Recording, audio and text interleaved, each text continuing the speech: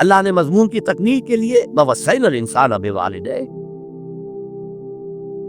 سے پہلے سورہ العنکبوت میں آیا ہے وَوَصَّيْنَا الْإِنسَانَ بِوَالِدَيْهِ حُسْنًا، ہم نے انسان کو وصیت کی ہے والدین کے حق میں بھلائی کی، نیک سلوک کی۔ اچھا، والدین میں سے والدہ کا معاملہ والد کے مقابلے میں بہت بڑھ کر، والد کو آپ کو معلوم ہے جو بھی ایک تعلق ہوا بیوی سے، اس کے بعد کا جو سارا معاملہ ہے وہ تو ماں کے پیٹ میں، ماں کا خون چوس کر وہ بچہ پل رہا۔ حملتہ امہ وہنا علی وہن، اسے اٹھائے رکھا اس کی ماں نے کمزوری پر کمزوری جھیل کر۔ وفصالہ فی عامین، پھر 2 سال تک جو کی طرح چمٹا رہا ہے اور اس کا دودھ پیتا رہا ہے، اس کی توانائی سٹ کرتا ہے۔ لہذا والدہ کا حق والد کے مقابلے میں ایک حدیث نبوی کی روح سے 3 گنا ہے۔ یہ بہت اہم نکتہ ہے۔ یہ ایک حدیث میں آتا ہے، ایک صحابی نے حضور سے پوچھا، حضور میرے حسن سلوک کا اولین مستحق کون ہے؟ فرمایا تیری ماں۔ کہا ان کے بعد؟ اور فرمایا تیری ماں۔ اسی مرتبہ پوچھا ان کے بعد؟ تیری ماں۔ چوتھی مرتبہ پوچھا تو کہا تیرا باپ۔ گویا کہ والدہ کا حق اس کی خدمت، اس کے ساتھ نرمی، کہیں اس کے دل کو ٹھیس نہ پہنچانے ہو، اس لیے کہ بڑا سخت قسم کا نفسیاتی معاملہ ہوتا ہے۔ آپ کو معلوم ہے جب بچے تھے ہم تو اپنے والدین کی محبت کا مرکز تھے، ان کی ساری محبت ہم پر خوش تھی، امی کی شفقت کو مانتے تھے، محبت کرتے تھے۔ ہماری شادی ہو گئی، اولاد ہو گئی تو ہمارا ایک نیا مرکز محبت وجود میں آ گیا۔ بیوی سی محبت ہے، اولاد سے محبت۔ اب بوڑھے والدین کے اندر پیاس پیدا ہوئی محبت،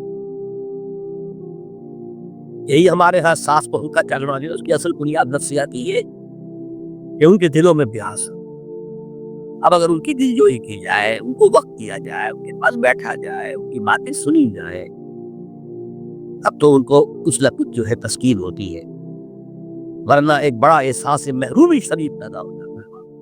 یہی وجہ ہے کہ صرف 2 چیزیں ہیں جن کا محض دیکھنا تعظیم اور محبت کے ساتھ موجب ثواب ہے، عبادت۔ خانہ کعبہ کو محض دیکھنا عبادت ہے، بیٹھ کر تعظیماً دیکھتے رہو، ثواب بھی نہیں کر رہے، دیکھنا عبادت۔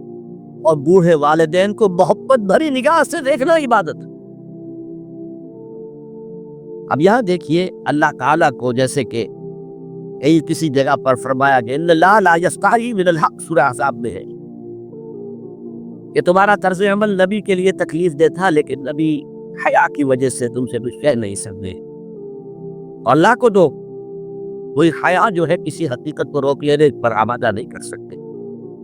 تو یہاں اللہ صاف فرما رہا اشکر لی بھلے والدین، پہلا شکر میرا ہے، خالق میں ہوں، والدین کے دل میں شفقت میں نے ڈالی ہے، مقدم شکر میرا ہوگا۔ بھلے والدین، مخلوق میں سب سے زیادہ شکر والدین، اور یہ قرآن میں 5 جگہ آیا۔ وَقَضَىٰ رَبُّكَ أَلَّا تَعْبُدُوا إِلَّا إِيَّاهُ وَبِالْوَالِدَيْنِ إِحْسَانًا، سورہ بنی اسرائیل، سورہ بقرہ میں ہے، سورہ نساء میں ہے۔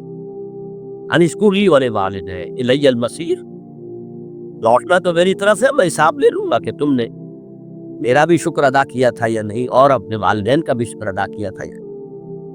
اب دیکھیے 2 چیزیں آئی، ایک شکر اللہ کا اور اس کا تقاضا شرک نہ ہو، ایک شکر والدین کا۔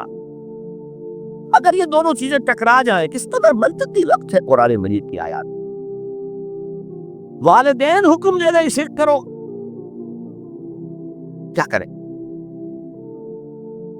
آپ علم ہوگا حضرت سعد بن ابی وقاص رضی اللہ تعالی عنہ، عشرہ مبشرہ میں نوجوان تھے، ایز اے ٹین ایجر ایمان لائے ہیں حضور۔ باپ کو فوت ہوئے عرصہ ہو گیا تھا، ماں نے بڑی محبت سے مال بہت چھوڑ گیا تھا، ماں ناز و نعم میں پالا۔ اب سعد ایمان لے آئے حضور پر، اللہ نے کہا تم نے اپنے باپ کے دین کو چھوڑ دیا، میں جان دے دوں گی اگر تم اس سے واپس نہ آئے، اور اپنے مشرکانہ آئے تو تم نے دوبارہ اختیار کر مرن برت رکھ لیا۔ اب کیا بیت رہی ہوگی، کس قدر سلیب الفطرت نوجوان تھا سعد، جو نوجوانی میں حدود پر ایمان کرے، لیکن فطرت کے اندر جو چیز مضمر تھی والدین کا ادب، اللہ جسے اپنی طرف منسوب کر رہا ہے وہ فطرت ہے۔ اب یہ ٹکرا رہے ہیں، کیا کریں؟ آیت نازل ہوئی، اور یہ آیت سورہ العنکبوت میں بھی ہے، جیسا کہ میں نے کہا کہ نہیں، یہاں اگر وہ تمہیں مجبور کرے، جاہداکا کا لفظ بھی یہاں پہ نوٹ کیجئے، اگر تم سے جہاد کرے، یہ جہاد صرف مسلمان نہیں کرتا، جہاد تو کافر بھی کرتا ہے، مشرک بھی کرتا ہے،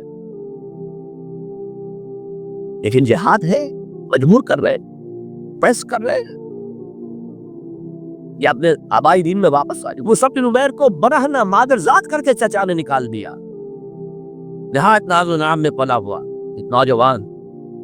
نہرو جی کے بارے میں کہا جاتا ہے ان کے کپڑے پیرس سے سل کر آتے تھے، ان کا 200 درہم کا جوڑا شام سے تیار ہو کر آتا تھا۔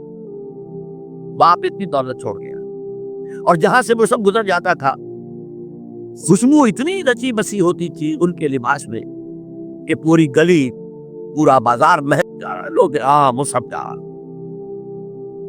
جب ایمان لے آئے، چچا نے کہا دیکھو یہ ساری دولت تمہارے مشرک باپ کی ہے، اب نکل جاؤ گھر سے، تمہارا کوئی حق نہیں ہے۔ اٹھ کر چلنے لگے، کہا یہ کپڑے جو تمہارے جسم پر ہیں وہ بھی اسی مشرک باپ کے ہیں، اتار دو۔ مادرزاد برہنہ ہو کر ماں کے پاس آئی، انہوں نے آنکھوں پر ہاتھ رکھے، وہ سب کیا ہوا ہے؟ کہا ماں میں موحد ہو گیا ہوں، یہ ہے توحید۔ موحد اپنے آپ کو سمجھ لیا کچھ اور ہے، زندہ قوت سی زمانے میں یہ توحید کبھی، اور اب کیا ہے؟ فقط ایک مسئلہ علم کلام۔ وَإِن جَاهَدَاكَ عَلَىٰ أَن تُشْرِكَ بِي مَا لَيْسَ لَكَ بِهِ عِلْمٌ فَلَا تُطِعْهُمَا۔ اچھا یہ دو الفاظ آتے ہیں شرک کے بارے میں، مَا لَيْسَ لَكَ بِهِ علم، تمہارے پاس کوئی علم نہیں ہے ان ہستیوں کے بارے میں جن کے بارے میں کہا جاتا ہے کہ وہ خدا کے شریک ہے۔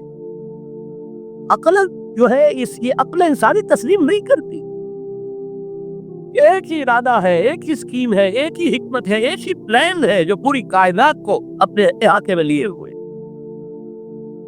یا کہا جاتا ہے ما لم ينزل به سلطانا، کسی ایسی ہستی کو شریک نہ کرو جس کے لیے اللہ نے کوئی سند نہیں اتاری۔ اللہ اگر کہتا میرے ساتھ یہ بھی شریک ہے تو ٹھیک ہے، ہم اللہ کو سجدہ کرتے ہیں، اس کو بھی کر دیں، جیسے کہ حضور سے کہلوایا گیا ان کان للرحمن ولد فانا اول العابدین، اگر رحمان کا کوئی بیٹا ہوتا سب سے پہلے میں عبادت کرتا ہوں۔ کوئی نہیں ہے، نہ بیٹا ہے نہ بیٹی ہے۔ قل هو اللہ احد اللہ الصمد لم یلد ولم یولد ولم یکن له کفوا احد۔ وہ فرمایا وَإِن جَاهَدَاكَ عَلَىٰ أَن تُشْرِكَ بِي مَا لَيْسَ لَكَ بِهِ عِلْمٌ فَلَا تُطِعْهُمَا، لیکن یہی توازن دیکھیے، یہ صرف اللہ کے کلام میں ہو سکتا ہے، یہ نہیں کہ پھر ان کو دفع کرو، ان سے کوئی تعلق نہ رکھو، نہیں۔ صاحبهما فی الدنیا معروفا، ان کا کہنا تو مت مانو اس معاملے میں، اللہ کا حق احق ہے، بالا تر ہے، لیکن ان کے ساتھ دنیا میں رہو معروف طریقے سے، ان کے حقوق ادا، چاہے مشرک ہے والدین، چاہے کافر ہے والدین، ان کی خدمت تمہارے ذمے ہے، ان کی ضروریات پورا کرنا تمہارے ذمے ہے اپنے مقدرت کے مطابق۔ صاحبہما فی الدنیا معروفا، اور واتبع سبیل من اناب الی، پیروی والدین کی ضروری نہیں ہے، اطاعت والدین کی لازمی نہیں ہے۔ لا طاعت لمخلوق فی معصیت الخالق، کسی مخلوق کی اطاعت نہیں کی جا سکتی اگر اس سے خالق کی معصیت لازم آ رہی، والدین کے لیے بھی ہے، اطاعت مطلق نہیں ہے، پیروی ان کی ضروری نہیں ہے، پیروی اس کی کرو جس نے اپنا رخ میری طرف کر لیا۔ ابھی اللہ کا کلام چل رہا ہے، درمیان میں جو آیا اتباع اس کی، دیکھو کون ہے اس نے اپنا رخ میری طرف کر لیا ہے، پیروی اس کی کرو، والدین کی نہیں۔ اسی لیے سورہ بقرہ کے تیسرے رکوع کی پہلی آیت جہاں حضور کی دعوت کا بیان ہے وہ کیا ہے؟ یا ایھا الناس اعبدوا ربکم الذی خلقکم والذین من قبلکم لعلکم تتقون، اے لوگو عبادت کرو، بندگی اختیار کرو، پرستش کرو اپنے اس رب کی جس نے تمہیں پیدا کیا، تم سے پہلوں کو بھی پیدا کیا۔ تمہارے آباء و اجداد بھی تو اسی کی مخلوق تھے، جیسے تم سے خطا ہو سکتی ان سے بھی ہو سکتی تھی، لہٰذا یہ دلیل نہیں۔ وہ کہتے تھے ما وجدنا علیہ آباءنا، ہم تو اسی کی پیروی کرے گا جس میں ہم نے اپنے آباء و اجداد کو پایا ہے۔ تو آباء و اجداد کی پیروی ضروری ہے۔ وَاتَّبِعْ سَبِيلَ مَنْ أَنَابَ إِلَيَّ ثُمَّ إِلَيَّ مَرْجِعُكُمْ، پھر میری ہی طرح تم سب کو لوٹنا ہے۔ فَأُنَبِّئُكُمْ بِمَا كُنتُمْ تَعْمَلُونَ، پھر میں گنتی کر کر کے نبأ تنبیہ پوری طرح بتا دینا، آگاہ کر دینا۔ ایک تنبیہ ہے، غور کرنا، ایک تنبیہ ہے، یہ ہے خبر دے دینا پوری طریقے سے، وضاحت کے ساتھ، نبأ سے۔ فَأُنَبِّئُكُمْ بِمَا كُنتُمْ تَعْمَلُونَ، جو کچھ کے عمل تم